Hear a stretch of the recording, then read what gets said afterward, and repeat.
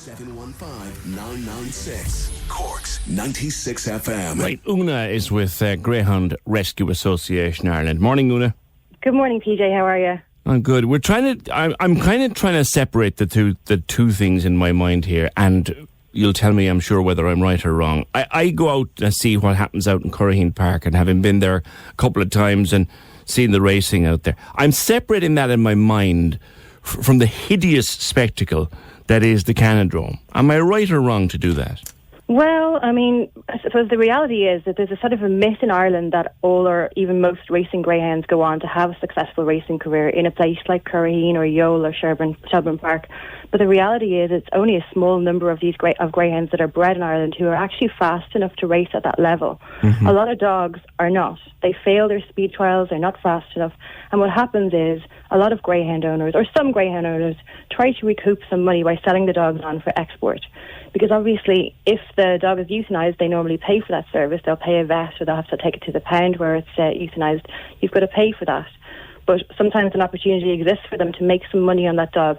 Sometimes it can be a very small amount of money. Usually what happens is transports are organised by brokers who'll place ads online or maybe in a racing publication.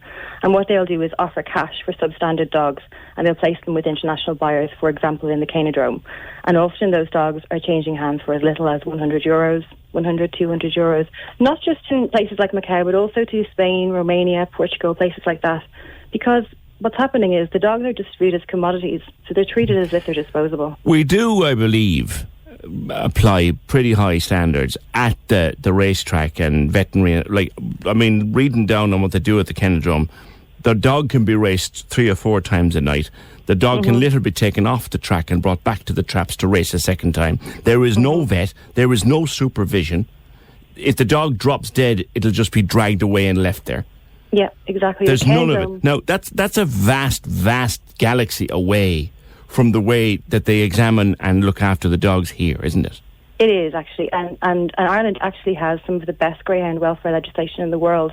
We have the Greyhound Welfare Act that was passed in 2011. So that does provide for a lot of welfare regulations for greyhounds in Ireland. The problem is that it's quite difficult to enforce. Well, no, actually, I'll take that back. It's not that it's difficult to enforce, but it is not being as well enforced as it could be. Now, for example, every racing greyhound in Ireland, when it is registered to race, it is tattooed. Anybody who has seen greyhounds will have seen these tattoos in the inside of the ears. So it is completely feasible that we should be able to trace every single racing greyhound in Ireland from the time that it is born until the time that it is destroyed or until it dies of natural causes. And do you believe would it be easy for a minister like Michael Creed, to just say, well, no dog shall be exported from Ireland to China? Oh, I'm not an expert in export law. I think that it may be more difficult than people understand. However, I think that the Irish Greyhound Board has the opportunity to put in penalties for people who are found exporting dogs to countries where there is no welfare legislation.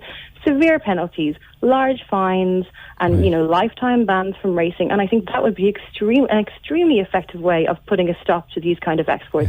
Yeah. I read the statement that they sent us that they discourage and they emphatically do not support the export of greyhounds.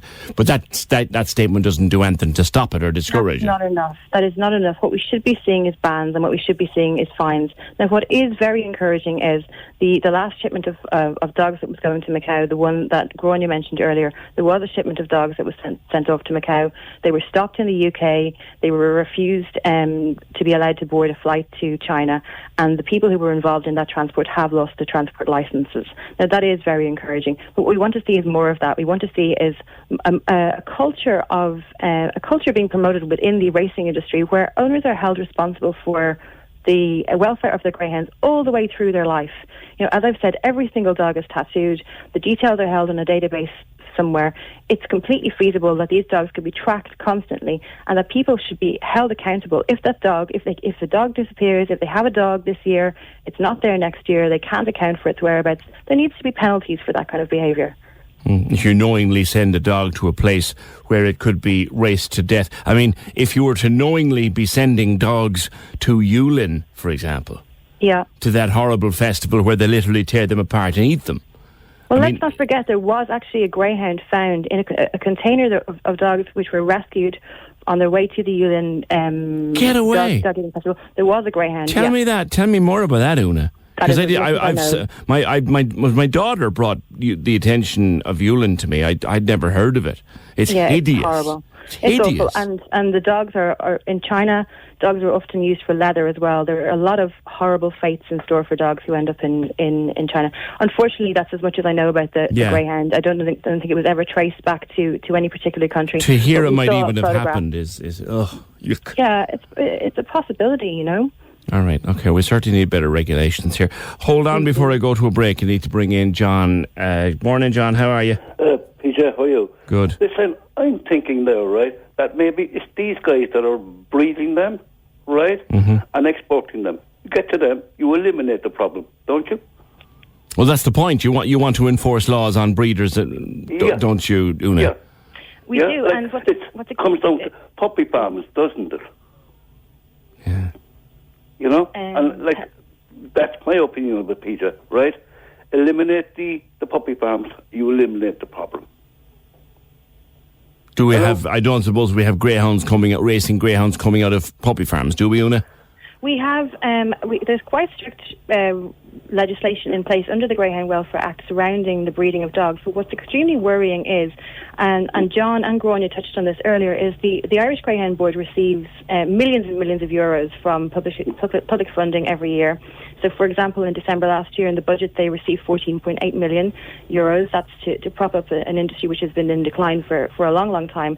But recently, which is very, very worrying, they received another 700,000 euros. And that money in its entirety has been dedicated, has been earmarked for a breeding program. And this breeding program is what the IGB are effectively doing is encouraging people who are already involved in the industry and new people to breed more and more dogs. And this to us is extremely worrying because we published some statistics a couple of weeks ago that there were 38 Irish greyhounds being destroyed per month.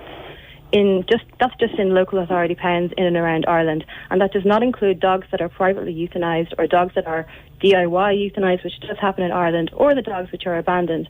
So we are really, really concerned about the fact that the IGB are encouraging people to breed more dogs.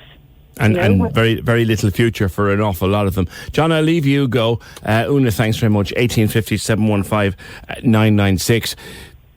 More regulation is what required. More regulation is what's required. Much more responsibility should be placed on the owners. As I said before, what we want to see is traceability. We want to see accountability for people. People who own greyhounds need to be held responsible for the fate of that dog. And in addition to that, we'd really, really like to see the IGB put more commitment towards welfare, more resources dedicated to rehoming, more restrictions on breeding, and serious consequences for people who send their dogs to countries where there are not adequate welfare legislations in place. Kevin makes a point on Twitter at OpinionLine96. He said it needs to happen at an EU level because, okay, you can't export from Ireland to China, but you could. Even if you ban that, there'd be nothing to stop you to sending it to Portugal, and then they go from Portugal to China. It needs to be an EU-wide ban. Well, just in response to that, I would like to point out that Macau is definitely the canidrome is the worst track on earth, I would say. But the dogs who go to countries like Spain, for example, really they have a horrible fate in store for them as well. So it isn't just a Chinese issue. That we need to. And that's why I think it would be very difficult to stop export of dogs within the EU. I think that's why the IGB needs to step up to the mark here and take responsibility for this. Okay. Because the dogs that are going to Portugal and Spain, for example, a lot of these are going to what's called galgueros. These are guys who hunt with greyhounds. And traditionally in Spain, these guys will not hang on to a greyhound when the hunting season is over. They'll kill the dogs. This is not done by veterinarians. It's usually a DIY job, and I'm sure anybody who is interested in greyhound welfare will have seen these hideous pictures of dogs hanging on trees in Spain. Don't even need to know about that, Una. Yeah, sorry. No, you're all right. You're all right. Thanks a million. Listen, good to talk to you. It's Una Jansen from Greyhound Rescue Ireland.